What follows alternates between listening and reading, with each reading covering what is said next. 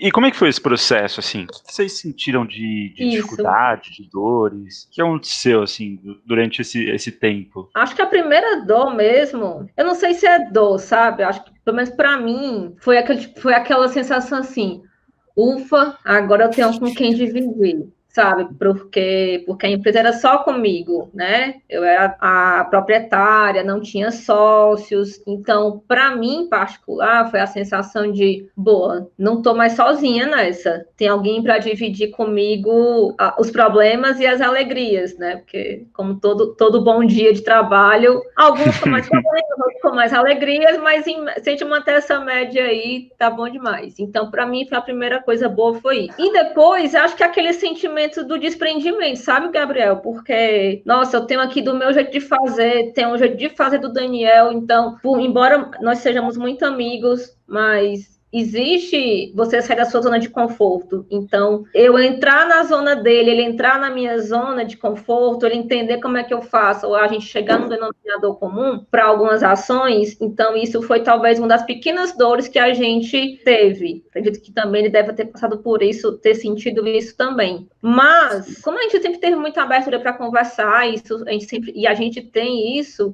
Então foi muito tranquilo. Não, Patrícia, eu acho que a gente pode fazer assim, por isso, por isso, por isso. Daniel, acho que a gente pode fazer assim. Então, o bom argumento resolveu a dor. Então, a dor é só daquela primeira mudança e depois as coisas foram se ajeitando. A equipe fica um pouco...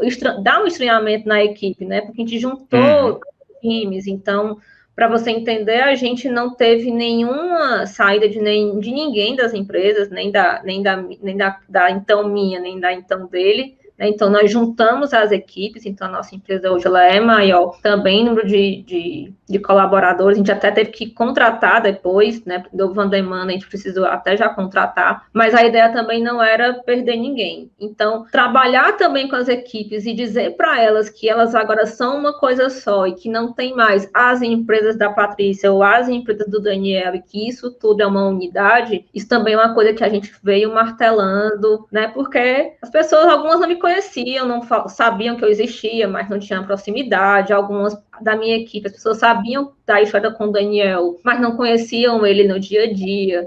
Então, acho que esse trabalho aí da união das equipes também foi algo que a gente sentiu um pouu de dor, mas foi tranquilo.